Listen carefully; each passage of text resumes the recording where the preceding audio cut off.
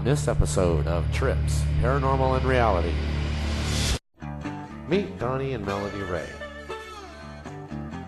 a happily married couple who happen to have a very interesting pastime. They hunt ghosts.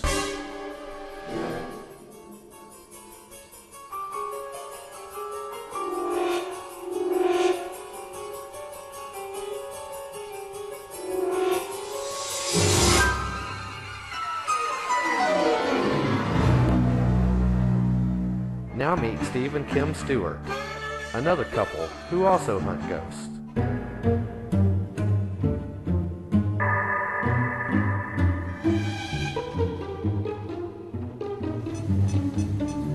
Is there anyone in here who wishes to communicate with us?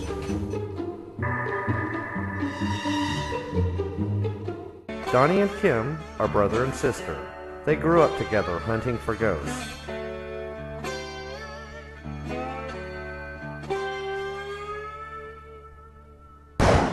Together, the two families form the foundation of Trips, a society of investigators who dedicate themselves to finding the truth behind paranormal activity. And what kind of things does a team encounter? Sometimes it's really boring because nothing's happening. Sometimes you'll find things on a ghost hunt that will scare you to death.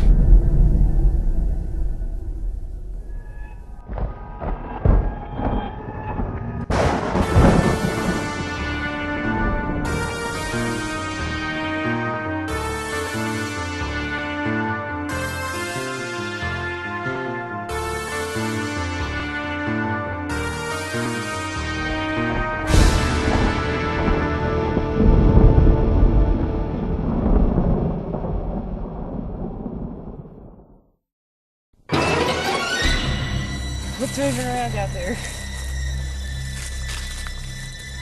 I'm getting small thumps. This is barely pulsating. It's almost like a heartbeat. Can we take a picture of you if you're out here?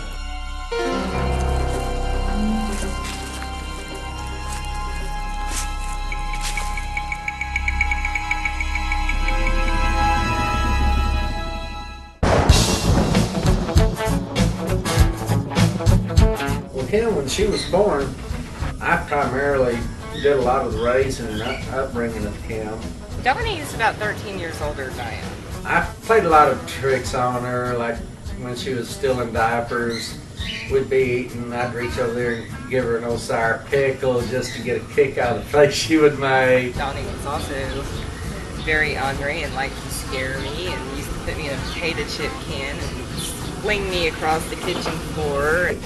Me and her brother, we used to put her in a potato chip drum and push her back and forth in the kitchen.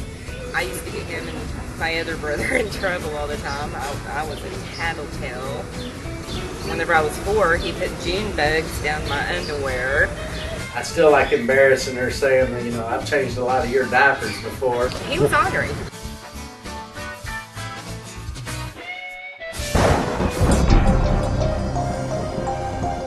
I got into ghost hunting first.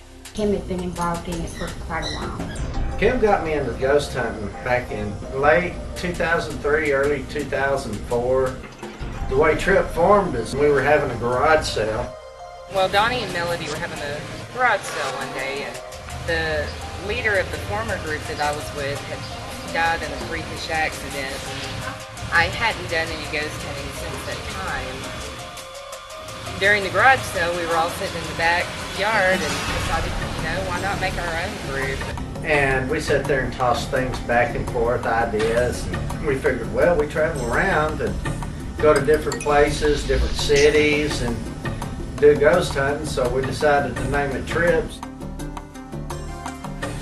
Came up with the name, came up with the format, the concept, how we wanted the group to run, how we wanted to present ourselves.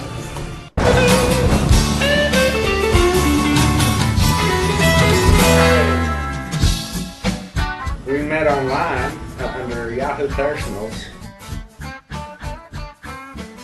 We've known each other about 3.5 years. I met him online on Yahoo Personals in 2003. And we talked for several weeks online, but never met each other. And we met each other at Applebee's. We were just going to have a couple of drinks, and we ended up having dinner. And then he went home, and I went home, and he called me, and we talked till like 3 in the morning. And it just kind of snowballed from there. And we dated for maybe 2 months, not very long, and then he moved in. And then we got married this past month.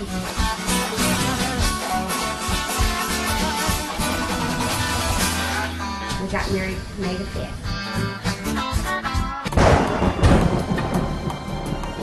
What really kind of got me interested in ghost hunting is the house that we lived in before. We always knew it was haunted. We'd see weird things, and Pictures would fall off the wall. We'd see a figure walking from room to room in our peripheral vision. it's kind of weird, and that kind of got me interested. It was the unknown, really trying to find out about the unknown. I've always been fond of scary movies and the supernatural and everything, but as a investigator and hearing about hauntings and everything, I'm very fascinated with that, and I want to know if someday when I pass away, will I still walk this earth until I go to heaven? I've always believed that there is an afterlife. God wouldn't give us a soul for it to just die. And I want to know. I need to know why.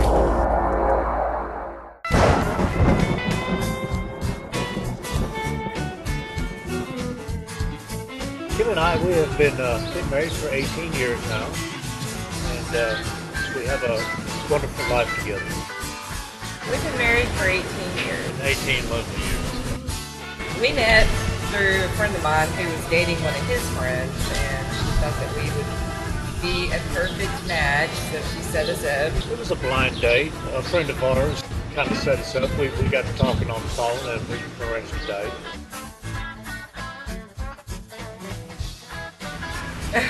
And it was love at first sight.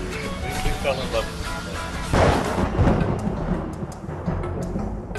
Well, a lot of places that we go, we either hear by word of mouth from the locals, or we do research on the internet.